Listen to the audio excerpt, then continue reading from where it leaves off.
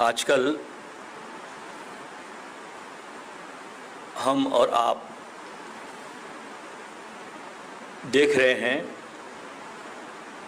कि सभी के जीवन में, चाहे वो कोई भी हो, गरीब हो, अमीर हो, मध्यम श्रेणी का हो, सबके जीवन में बहुत सारे तनाव हैं। तो जीवन में बहुत सारे तनाव हैं और हम तनाव के समंदर में जैसे रह रहे हैं और हमारे आसपास बहुत सारी नेगेटिव थिंकिंग भी है। उस नेगेटिव थिंकिंग के सारे वातावरण में हम सांस ले रहे हैं। सुबह जब हम कोई न्यूज़पेपर खोलते हैं, फेसबुक खोलते हैं, इंस्टाग्राम खोलते हैं, तो चारों तरफ हमको संसार में बहुत सारी नेगेटिविटी दिखाई पड़ती है। तो कृष्ण के पॉइंट ऑफ व्यू से, उनके संपूर्ण चिंतन दर्शन से इस नेगेटिविटी को हम कैसे डील करें जो हमारे जीवन में है, कैसे इसका सामना करें, कैसे इसका मुकाबला करें।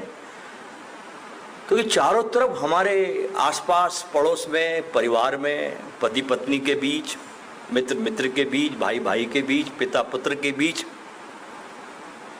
हरदम पॉजिटिविटी कम है और नेगेटिविटी ज़्यादा है। तो कृष्ण के इस चिंतन और दर्शन में कैसे हम इस नेगेटिविटी को डील करें। देखिए, सबसे बड़ी बात तो आप ये ध्यान रखें कि दुनिया में अच्छा भी हो रहा है और बुरा भी हो रहा है, पहली बात। किंतु महत्वपूर्ण बात ये होगी कि हमारा ध्यान किस चीज पर है, असली बात। अगर हम ज्यादा ध्यान देंगे नेगेटिविटी को, तो आपको सदा लगता रहेगा अपने मन में कि यार दुनिया में बुराई ज्यादा हो रही है, चारों तरफ बुराई बुराई है, ये संसार अब रहने जैसा नहीं है, क्योंकि आपका ध्यान बुराइयों पर जा रहा है। और अगर आप पॉजिटिविटी की ओर ध्यान देंगे तो आपको सदा लगेगा कि यार दुनिया में बहुत अच्छा भी हो रहा है। लेकिन एक बात सही है कि हमारी भागदौड़ भरी जिंदगी जो है उसमें स्ट्रेस आ जाता है, नेगेटिविटी आ ही जाती है। क्योंकि इंसान, आदमी, मनुष्य कोई रोबोट तो है नहीं कि बस एक हमारे अंदर सॉफ्टवेयर डाल दिया, कोई चिप को इंस्टॉल कर दिया और कहा गया कि सदा हमेशा पॉजिटिव रहिए। ये रोबोट के साथ तो संभव है, लेकिन आदमी के साथ संभव नहीं, क्योंकि आदमी रोबोट नहीं है। देखिए, भगवान कृष्ण की जिंदगी से हम बहुत बातें सीख सकते हैं कि भगवान काफी बार, हरदम देखते थे हम कि बांसुरी बजाते थे। आज के समय के अनुसार आप भगवान कृष्ण की इस मुरली बजाने को हॉबी कह सकते हैं। तो हमको भी अपने आप से पूछना चाहिए कि बेहतर जीने के लिए मेरी हॉबी क्या है। 24 घंटे की जिंदगी में मेरी कौन सी हॉबी है। क्योंकि आज के युग में जिम्मेदारियों के बोझ के तले इतनी ज़्यादा जिम्मेदारियां हैं आदमी के सर पर, और इतनी जीने की लालसा है, इतनी वस्तुओं को भोगने की कामना है। तो इतने जिम्मेदारियों के तले दबे हुए अपने आप को पॉजिटिव रखना आज आसान नहीं रह गया है। इसलिए प्रत्येक की जिंदगी में एक हॉबी का होना बहुत ज़्यादा जरूरी है। देखिए, 3 क्वालिटी कृष्ण में हमेशा पाई गई। कौन सी? एक हंसना, एक स्वयं नाचना और गाना, पूरे इतिहास को छान लीजिए आप, कोई ईश्वर आप ऐसा नहीं पाएंगे जिसमें ये तीनों क्वालिटी मौजूद हो। अब ये तीन क्वालिटी उनके अंदर तो थी,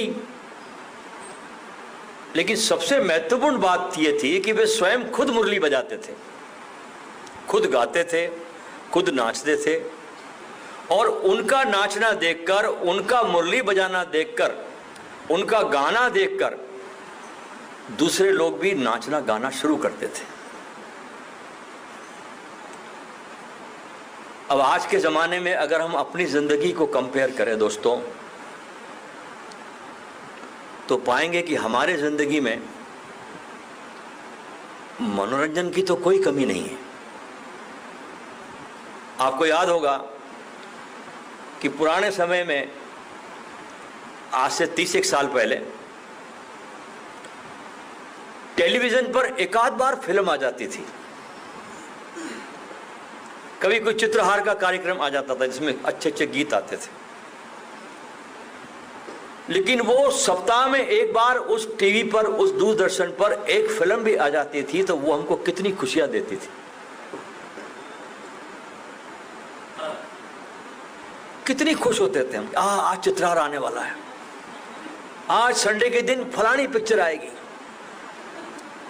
और आज देखिए हमारे टीवी पर 200 और शायद किसी इंटरनेट टीवी पर 500 चैनल्स हैं। ये सब चैनल आ रहे हैं। फिर मोबाइल आ गया, मनोरंजन के लिए आपके लिए सोशल मीडिया आ गई, तो कितने सारे वीडियो गेम्स, कितने सारे एंटरटेनमेंट के ऑप्शन आपके सामने मौजूद है। आज हमारे पास ऑप्शन की बिल्कुल भी कमी नहीं है। आज नेटफ्लिक्स, अमेजॉन प्राइम, मूवी का पैक, इतनी सारी फिल्में हमको उपलब्ध है, लेकिन सबसे ज्यादा टाइम किस में वेस्ट करते हैं?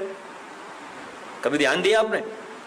सबसे ज्यादा टाइम वेस्ट करते हैं कि कौन सी मूवी देखना, इस पर अब ले लिया रिमोट हाथ में, अब कर रहे cut cut cut cut cut, ये देखा बोले नहीं, वो देखा ये नहीं, वो देखा ये नहीं, वो चैनल घुमाया, वो चैनल घुमाया, वो सब चैनल घुमाने के बाद आदमी थक जाता है, टीवी बंद कर देता है।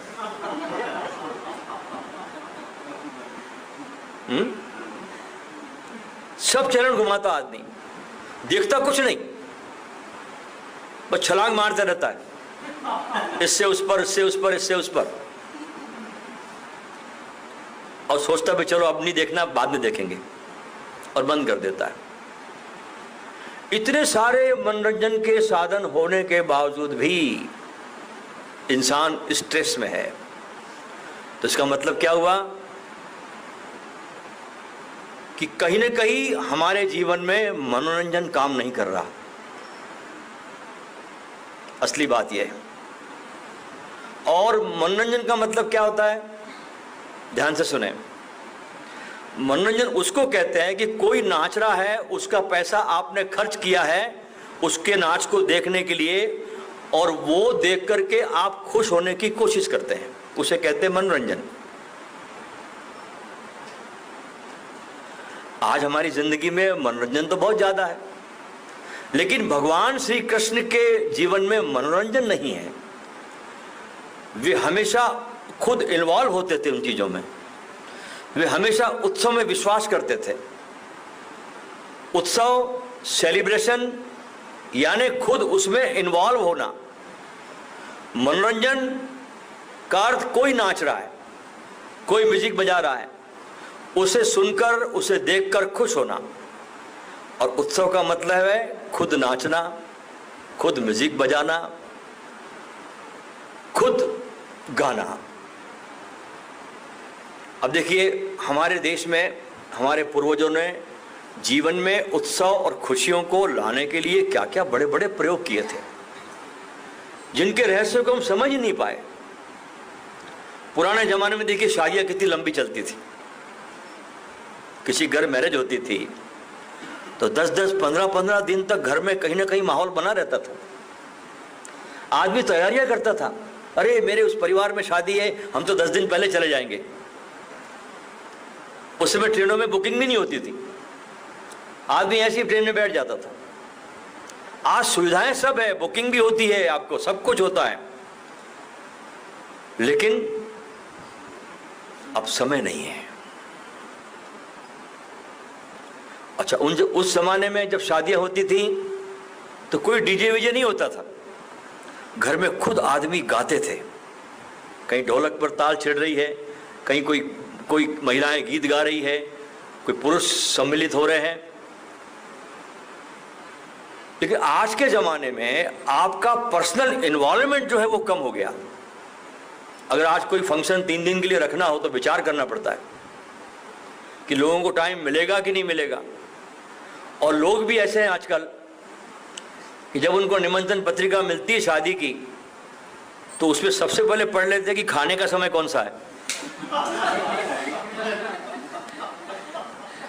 सबसे पहले जैसे आपको निमंत्रण पत्र मिलता है तो पहले आप ये देखते हैं कि खाने का समय कौन सा है।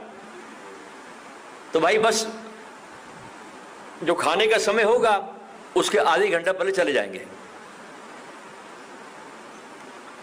ऐसा लगता है जैसे खाना खाना ही लोगों के लिए उत्सव रह गया और कुछ बचा ही नहीं। अच्छा, शादी में कुछ लोग ऐसे होते हैं कि अगर नाच गाना चल रहा है तो वो कुछ लोग खुद आकर आगे सम्मिलित नहीं होते, वरण में राह देखते हैं कि कोई हो उनको इनवाइट करे। ऐसे लोग भी होते हैं, कोई चाहे कि इनवाइट करे, आजा भाई तू भी नाच। अगर वेट करोगे तो आप पूरी जिंदगी में दोस्तों वेट करते रहोगे, बस कुछ नहीं करोगे आप।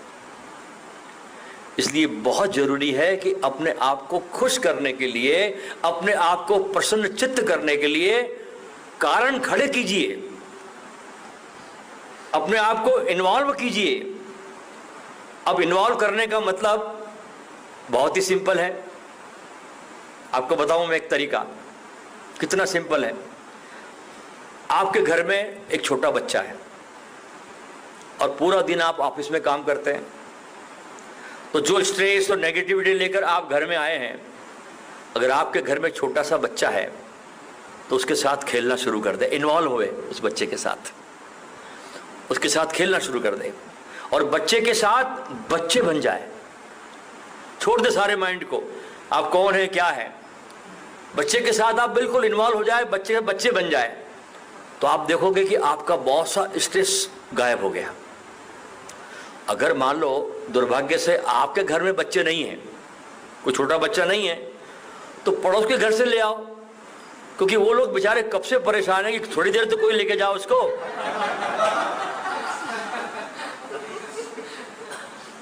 वो बेचारे बहुत परेशान हैं पड़ोसी कि कोई तो इसको ले जाओ ताकि हमको थोड़ी चैन की सांस मिले, तो पड़ोस से ले आओ। बात बस इतनी है कि अपने आप को इन्वॉल्व करो जीवन की इस धारा में। चाहे किसी का बर्थडे है तो इन्वॉल्व हो जाओ, बर्थडे पर किसी को सिर्फ कॉपी पेस्ट मैसेज मत भेजो, जिसको भेजने में कुछ खर्चा लगता नहीं।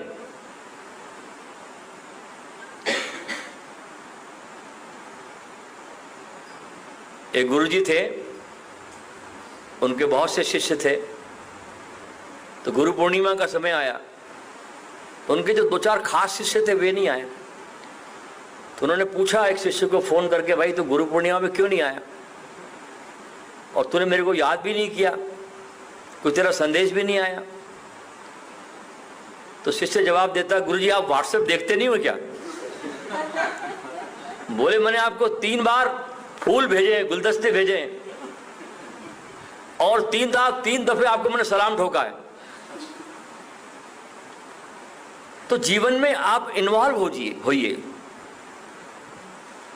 किसी का बर्थडे है, सिर्फ कॉपी पेस्ट करके मैसेज मत भेजो, उनको फोन करो। यह है इन्वॉल्वमेंट। मिलने जा सकते हो, उससे बेहतर कुछ नहीं है।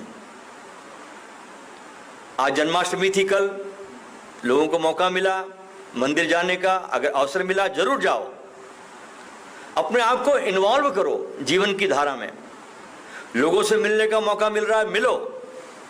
कोई संत महात्मा आपके गुरु है, उसके सुनने का मौका मिल रहा है आपको, जरूर सुनो। कहने का तात्पर्य कि जितना ज़्यादा आप इन्वॉल्व करेंगे उतना ज़्यादा आपके जीवन से स्ट्रेस और नेगेटिविटी दूर होगी, उतनी ज़्यादा जिंदगी में पॉजिटिविटी आपकी बढ़ेगी। आज जो हमारे ज़िंदगी में स्ट्रेस और नेगेटिविटी है, उसका कुल कारण इतना है कि ज़िंदगी के किसी भी आयाम में, किसी भी चीज़ों में हम इन्वॉल्व नहीं हो रहे हैं और हमारे सामने से जीवन की धारा बहती चली जा रही है और हम बिल्कुल किनारे पे खड़े होकर देखते हैं। तो जिंदगी का असली आनंद है, जैसे कृष्ण जब मुरली बजाते थे तो स्वयं नाचते भी थे। कृष्ण ऐसा नहीं कि आगे कुर्सी पर बैठ गए कि गाओ, बजाओ तुम मुरली, मैं बैठा देख रहा हूं। नहीं, कृष्ण खुद इन्वॉल्व होते थे, कृष्ण खुद मुरली बजाते थे। पहली तान तो कृष्ण ही छेड़ते थे, उसके बाद सब लोग नाचते थे यमुना के तट पर। तो जिंदगी में अपने आप को इन्वॉल्व करना सीखिए, छोटी छोटी चीज़ों में खुशियों का आनंद लेना सीखिए।